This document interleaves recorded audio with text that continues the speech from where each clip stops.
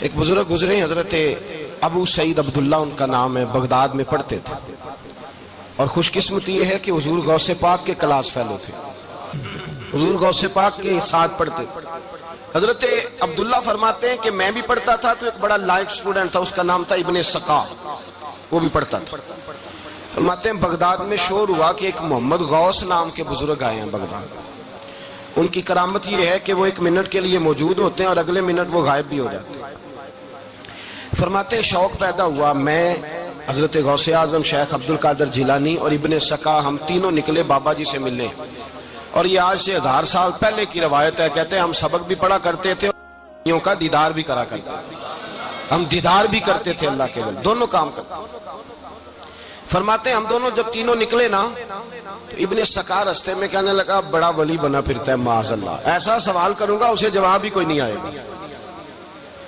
آپ فرماتے ہیں میں نے کہا نہیں جی، میں سوال تو میں بھی کروں گا، سوال تو بولیے، سوال تو میں بھی کروں گا، پر میں دیکھوں گا وہ جواب کیا دیتے ہیں، دیکھوں گا۔ کہتے ہیں ہم دونوں بات کر کے خاموش ہوئے تو حضرت شیخ عبدالقادر کی طرف نظر ڈالی، کہا آپ نہیں سوال کریں گے؟ تو غوث اعظم فرمانے لگے میں سوال نہیں کروں گا، بس رب کے بندے کا دیدار کروں گا، بس اللہ کے بندے کا دیدار کروں گا۔ اور فرماتے ہیں کہ ہم پہنچے بابا جی کے کمرے میں، گئے تو بابا جی موجود تھے، ہم جا کے بیٹھے تو بابا جی غائب ہو گئے۔ تھوڑی دیر گزری تو آئے، سلام کے بعد پہلے لفظ پتہ ان کے کیا تھے؟ کہنے لگے ابن سقا تو کیا کہتا تھا ایسا سوال کروں گا جواب نہیں آئے گا؟ میں تیرے اندر سے کفر کی بو دیکھ رہا ہوں، کفر کی بو دیکھ رہا ہوں، تو رب کے بندے سے دشمنی کرتا ہے؟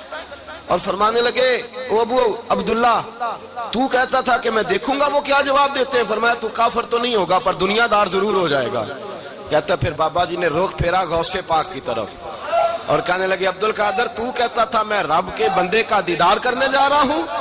فرمایا جا میں تجھے دعا دیتا ہوں، جب تک تیرا قدم نہیں لگے گا اللہ کسی کو ولایت عطا نہیں کرے گا۔ جا میں تجھے دعا دیتا ہوں، جب تک تیرا قدم نہیں لگے گا رب کسی کو ولایت۔ حضرت ابو عبداللہ فرمایا کرتے تھے ہم آ گئے، ابن سقا پھر نہ مانا، کہنے لگا نہیں نہیں ایسے ہی بات کر دی ہے، اس تو کوئی علم غیب ہے معاذ اللہ۔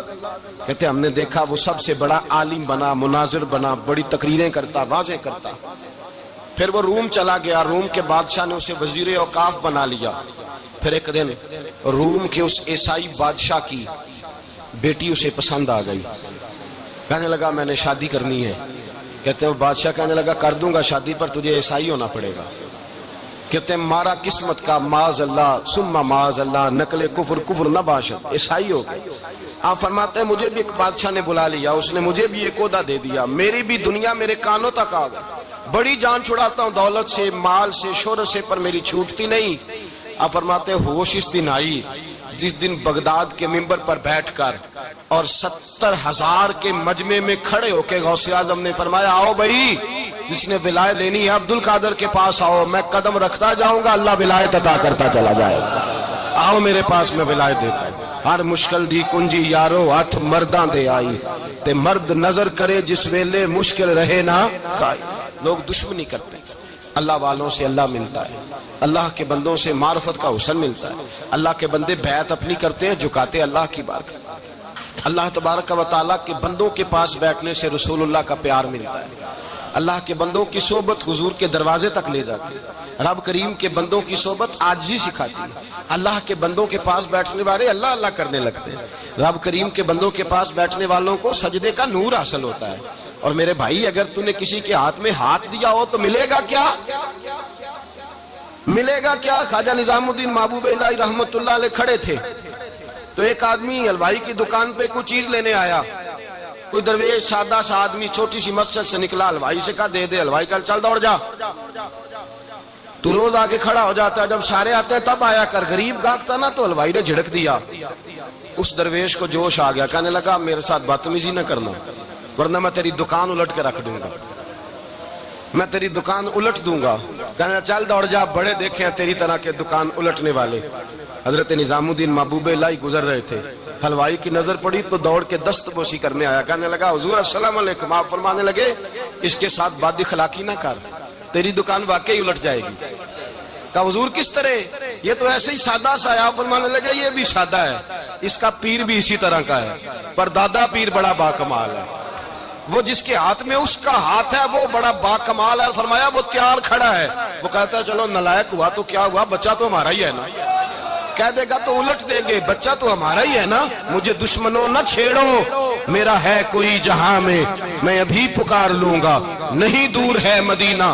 یہاں کوئی لاوارث لوگ بستے ہیں، خدا کے فضل سے ہم پر ہے سایہ غوث اعظم کا، ہمیں دونوں جہاں میں ہے سہارا غوث اعظم کا۔ خدا دے گا منادی حشر میں یہ قادریوں کو، کہاں ہے قادری کر لے نظارہ غوث اعظم کا۔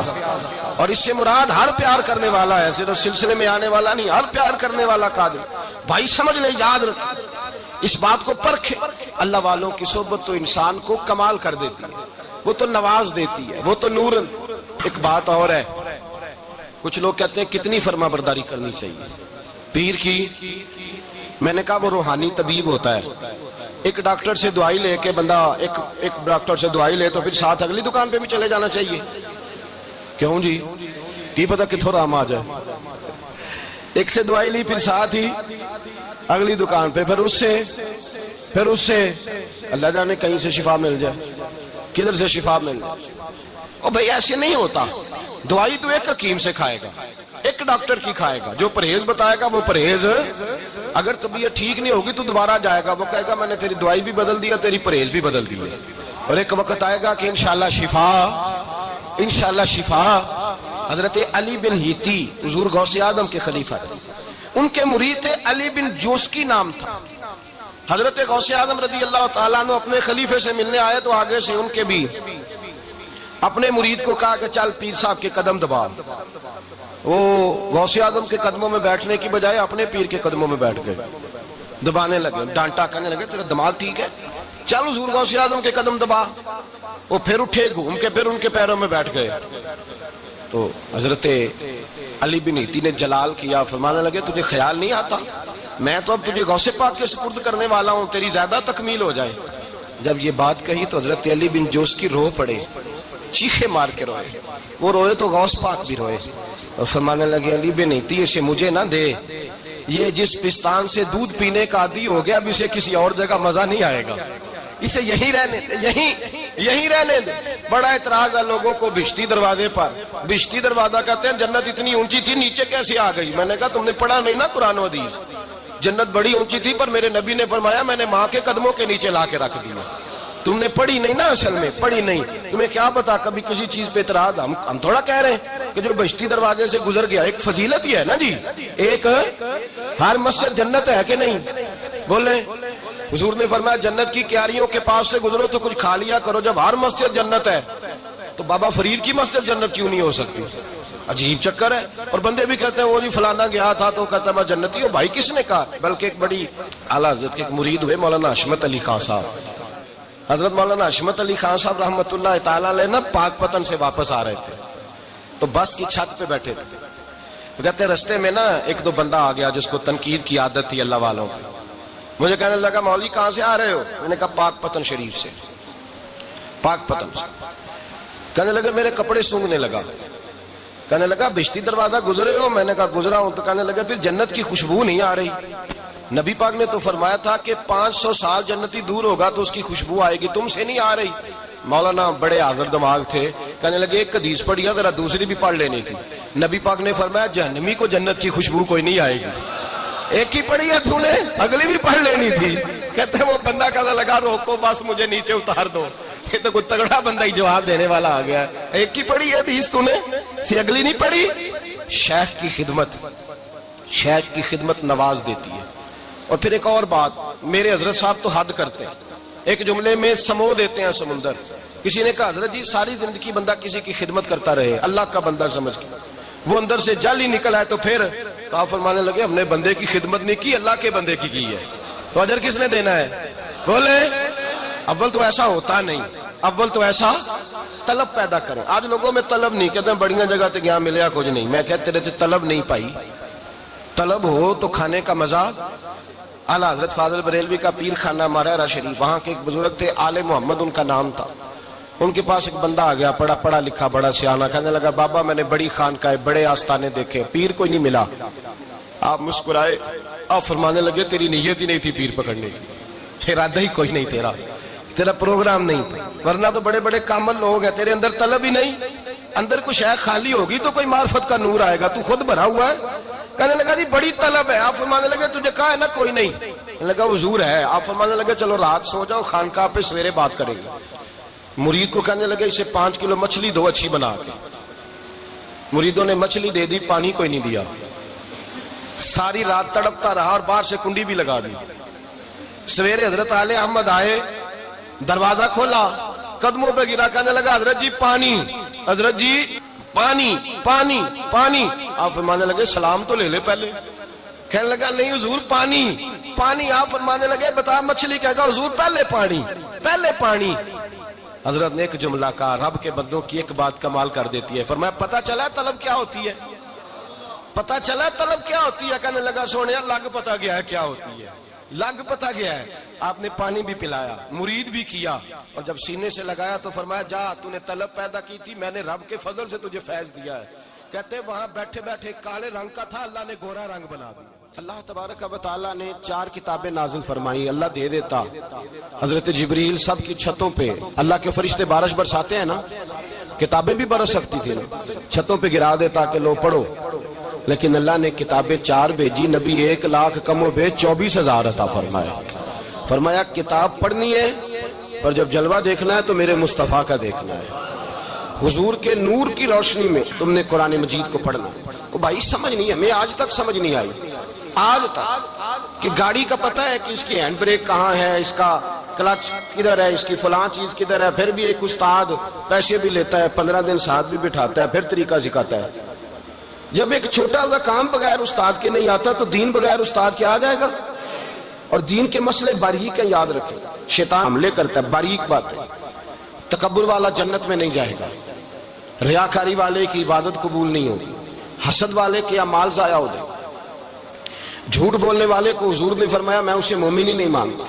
اب یہ ساری چیزیں جو باطنی نقص ہیں، یہ بیماریاں ہیں باطن کی، آپ اگر دوائی نہ لیں تو آپ کے جسم کی بیماری نہیں جاتی، درویش کے پاس نہ جائیں تو آپ کی روح کی بیماری نہیں جاتی۔ جھوٹ نہیں چھوٹ سکتا، بدی نہیں چھوٹے گی۔ ہم نے دیکھا ہے تھوڑی دیر کے لیے لوگ مسجد آتے ہیں، نماز شروع کرتے ہیں، عمرہ کر کے آئے تو شروع ہو گئی، تھوڑا سا حج کر لیا شروع ہو گئی، خدا نہ خواستہ گھر میں کسی کا انتقال ہو گیا تو نماز شروع ہو گئی، تو ٹھیک کریں، لیکن وہ بعد میں چھوڑ جاتے ہیں۔ قائم کون رہتا ہے؟ قائم وہ رہتا ہے جس کے پیچھے کوئی قائم رکھنے والا ہوتا ہے۔ موبائل بند ہو جاتا ہے اگر بیٹری اس کی چارج، ہم اللہ والوں کے پاس جاتے ہیں، ان کی 2 باتیں بیٹری چارج کر دیتی ہیں، وہ ہمیں بتاتے ہیں کہ جینا کس طرح ہے، انسانیت کیسے تم نے اپنے اندر پیدا کرنی ہے، تم نے اللہ سے ڈرنا کس طرح۔ ان کی باتیں دلوں کو نرم کرتی، ان کی گفتگو انسان کو بدل دیتی، ان کی صحبت میں بیٹھنے والا بڑا آگے جاتا ہے، جو ان کی خدمت عالی مرتبت میں رہتا ہے اللہ اسے اسی طرح کا رنگ عطا کرتا ہے۔ سنیں میرے نبی پاک سید عالم علیہ السلام کے صحابی حضرت ابو ذر غفاری نے پوچھا حضور ایک بندہ نیک لوگوں سے پیار کرتا ہے پر ان کی طرح کے کام نہیں کرتا، اس کے بارے میں حکم کیا ہے؟ کوشش کرتا ہے پر غلطی رہ جاتی ہے، پر پیار سچا کرتا ہے۔ تو آپ ترغیب و ترہیب پڑھیں، میرے رسول پاک نے فرمایا جو جس سے پیار کرے گا جنت میں اسی کے ساتھ کھڑا کیا جائے گا۔ کہہ رہے ہیں کہ حضور عمل نہیں کرتا، ایک مرشد کامل، لیکن میرے بھائی جو رب کریم کے بندے تھے ان کا رشتہ اصلاح کا رشتہ تھا، پیر کے ساتھ رشتہ اصلاح کا رشتہ ہوتا ہے۔ وہ جو لوگ رسمی بیعت کرتے ہیں نا، ٹھیک ہے مرید ہو گئے چلو روزی میں برکت ہو جائے گی، اس سے بھی انکار نہیں۔ اعلیٰ حضرت فرماتے ہیں بیعت برکت کی بھی بڑی بات ہے، اور دلیل کیا ہے؟ آپ فرماتے ہیں اگر اصحاب کہف کا کتا ولیوں کے پاس بیٹھ جائے اللہ اسے خالی نہیں رکھتا، تو ولیوں سے پیار کرے گا تو کیسے خالی رہ جائے گا؟ بیعت برکت بھی بڑی بات، لیکن جب آپ مرید ہوں تو جس مکتب میں جائیں اس کا سبق یاد کریں، جس چیز سے روکا جائے اس چیز پر، سمجھ آ رہی ہے میری بات کی؟ لوگ کہتے ہیں جی معرفت کیا ہوتی ہے، تو معرفت آپ قرآن مجید کا 15واں سپارہ آخر سے اور 16واں سپارہ شروع سے پڑھیں، حضرت خضر اور جناب موسیٰ کا واقعہ دیکھیں، وہ ساری معرفت کی بات ہی تو ہے۔ ایک بندہ قتل کر دیا جناب خضر نے، حضرت موسیٰ کہتے ہیں یہ کیا کیا؟ آپ فرمانے لگے یہ اپنے باپ ماں کے لیے تکلیف کا سبب بن جانا لہذا قتل کر دیا، بچوں کی دیوار سیدھی کر دی، یہ ساری تفصیل قرآن مجید میں ہے۔ تو حضرت سیدنا موسیٰ علیہ السلام کہنے لگے یہ کیا؟ فرمایا ان کا باپ بڑا نیک آدمی تھا۔ تو بھائی تفصیل دیکھیں آپ، اللہ والوں کے پاس لوگ جایا کرتے، ان کے پاس بیٹھتے۔ ہمارے دور کے اندر ایک بڑا غلط کام کرتے ہیں لوگ، ایک تو جاتے نہیں، پیر نہیں پکڑتے، شیخ نہیں پکڑتے، اور حضرت باجید بستامی فرماتے ہیں اگر نیکی بتانے والا تجھے کوئی نہ ہو، تیرا پیر کوئی نہ ہو، تو شیطان تو پھر ہے ہی تیرے ساتھ، بدی پہ تو وہ لگائے گا ہی۔ اگر نیکی بتانے والا کوئی نہیں تو پھر بدی بتانے والا تو تیرے ساتھ ہے۔ ہم نے یہ دیکھا ہے، اپنی زندگی کا چھوٹا سا تجربہ ہے کہ جو آ کے مرید ہوتا ہے وہ سارا بدل جاتا ہے، اس کے لیے داڑھی رکھنا آسان ہو جاتا ہے، اس کے لیے درود پاک پڑھنا، چڑھتی جوانی، مال دولت، سارا کچھ، لیکن اس کے لیے تبدیل ہونا۔ اور جو لوگ اس طرف توجہ نہیں کرتے، اس معرفت کی طرف رجوع نہیں کرتے، ان کی زندگیاں بیت جاتی ہے ویسے کہ ویسے ہی رہتے ہیں، تبدیلی نہیں آتی۔ تو بھائی اس زمانے کا جرم پتہ کیا ہے؟ ایک تو لوگ اللہ والوں کے پاس جاتے نہیں، یہ بڑی زیادتی اپنے ساتھ کرتے، اور دوسرا دشمنی کرنے لگے ہیں، معاذ اللہ دشمنی کرتے، کہتے جی وہ صوفیاء نے تباہی کر دی، معاذ اللہ بابوں نے تو دین بگاڑ دیا، یہ دشمنی کرتے۔ ابن ماجہ سیاستہ کی کتاب ہے، حضرت عمر کہتے ہیں میں حضور کے روضے پہ گیا تو جناب معاذ بن جبل حضور کے روضے پہ بیٹھے رو رہے تھے، تو میں نے کہا معاذ کیوں رو رہے ہو؟ کہنے لگے نبی پاک کی ایک بات نے رلا دیا۔ میں نے کہا کیا ہوا؟ تو کہنے لگے رسول پاک نے فرمایا ہے، دو باتیں اتنی سخت کر دی ہیں کہ میں ڈر رہا ہوں کہیں مجھ سے یہ غلطی ہو نہ جائے۔ کہا وہ کیا؟ فرمایا کہ نبی پاک نے فرمایا چھوٹی سی ریاکاری بھی شرک ہے، چھوٹا سا دکھاوا بھی، اگرچہ شرک اصغر ہے پر چھوٹی سی ریاکاری بھی شرک ہے۔ اور دوسرا حضور نے فرمایا رب فرماتا ہے جس نے میرے ولی سے دشمنی کی میرا اس کے خلاف اعلان جنگ ہے، میرا اس کے خلاف اعلان۔ دو جرم ایسے ہیں جن کے بارے میں اللہ نے فرمایا میں تم سے جنگ کروں گا، ایک فرمایا اگر تم سود نہیں چھوڑو گے تو جنگ کروں گا، ایک فرمایا میرے ولی سے دشمنی کرو گے تو میں تمہارے ساتھ، بولیے میں تمہارے ساتھ جنگ کروں گا، اگر تم نہیں چھوڑو گے تو میں جنگ کروں گا۔ تو میرے بھائی سمجھ لیں، اولیاء اللہ کے پاس نہیں جاتے تو کم از کم دور رہ کے پیار تو کریں، دور رہ کے پیار تو کریں، پیار تو کریں اس کے ساتھ۔ اور اللہ کے ولیوں کی دشمنی بڑی خطرناک ہوتی ہے۔ اب یہ جو حضرت معاذ رو رہے تھے نا، تو اس کی شرح میں حضرت حکیم الامت نے لکھا ہے، حضرت معاذ کہنے لگے کہ میں رو اس لیے رہا ہوں کہ ایسا نہ ہو کہ میں کسی بندے کی بے ادبی کر دوں اور وہ اللہ کا ولی ہو، تو میں رو رہا ہوں کہ کہیں کوئی بات نہ مجھ سے نکل جائے۔ لوگ فر باتیں کرتے ہیں، فر لوگ ایک منٹ کے اندر بڑے بڑے لمبے چوڑے اعتراضات کرتے ہیں۔ تو بھائی اللہ کے ولیوں کے ساتھ پیار کریں، ان کی صحبت میں جائیں، ان کے پاس بیٹھیں، ان کی سنگت اختیار کریں، ان سے اپنی روح اور قلب کے لیے دوائی خریدیں، جو وہ پرہیز بتائیں وہ پرہیز کریں، پھر دیکھیں اللہ تبارک و تعالیٰ آپ کو نماز میں اطمینان عطا کرے گا، قرآن پاک میں دل لگے گا، درود و سلام کا موقع ملے گا۔ اور اگر یہ کام نہیں کرتے پھر مخالفت کریں گے۔ پھر کیا کرتے ہیں لوگ؟